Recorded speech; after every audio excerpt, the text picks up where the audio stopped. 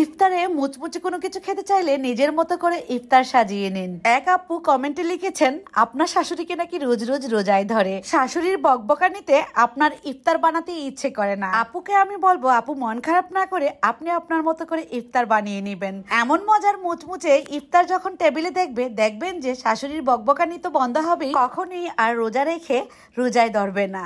মজার মজার ইফতার খাইয়ে সকলের মন জয় করার সময় কিন্তু এখনই।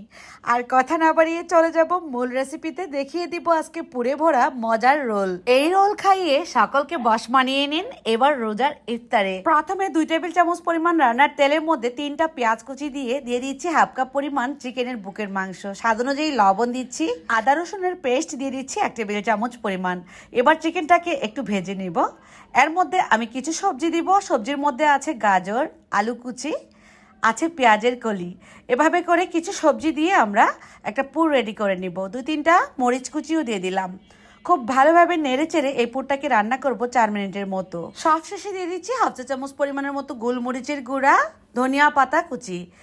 এখন কিন্তু আমাদের পুরটা রেডি হয়ে গেল। একটা সাইডে রেখে রোলের জন্য ব্যাটারটাকে রেডি করে নিচ্ছি। দিয়ে দিচ্ছি 1 কাপ পরিমাণ ময়দা, স্বাদ অনুযায়ী লবণ, নর্মাল ঠান্ডা পানি দিয়ে আমি একটা ব্যাটার রেডি করে নিব।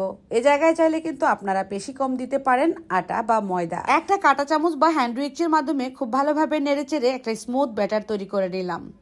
এই তো, এটা দিয়ে কিন্তু 8-10টার মতো রোল তৈরি হয়ে যাবে। এবার একটা ডাবুর চামচ দিয়ে একটু একটু করে নিব। প্যানের মধ্যে দিয়ে দিচ্ছি। হাতলে ধরে এভাবে ঘুরিয়ে দিলে একটা পাতলা রুটি হয়ে যাবে। এটা হবে রোলের জন্য শীট।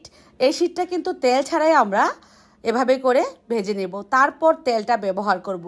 আমি হালকা পরিমাণ তেল দিয়ে দিলাম। এর মধ্যে পুর দিয়ে দিচ্ছি। পুরটা আপনার পছন্দ মতো বেশি কম দিবেন। তারপর এভাবে করে পাটিসাপটা পিঠার মতো বাস করে নিয়ে তেলে ছেড়ে দেব।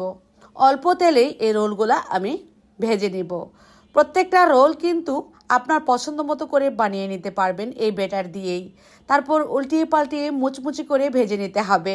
এই রোলটা যেমন মুচমুচে হয়, বানিয়ে চাইলে কিন্তু আপনারা এটাকে মিনিমাম 7 দিন রাখতে পারেন একটা এয়ারটাইট বক্সে ভরে। ফ্রিজের মধ্যে রেখে দিলে ইফতারের কিছুক্ষণ আগে নামিয়ে কিন্তু এভাবে ভেজে নিতে পারবেন। কালারটা সোনালী বর্ণের হয়ে গেলেই নামিয়ে পরিবেশনের পালা।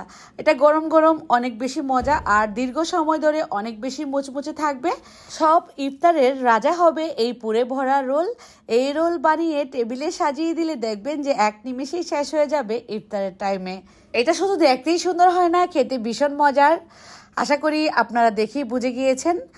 আজকের মতো তাহলে আমি বিদায় নিয়ে নিব। আর যেতে যেতে একটা দেখিয়ে দিচ্ছি আপনাদেরকে কতটা মুচমুচে হয়েছে এই রোলটা। ভরপুর পুরে ভরা রোল। আজ বিদায়, আল্লাহ হাফেজ।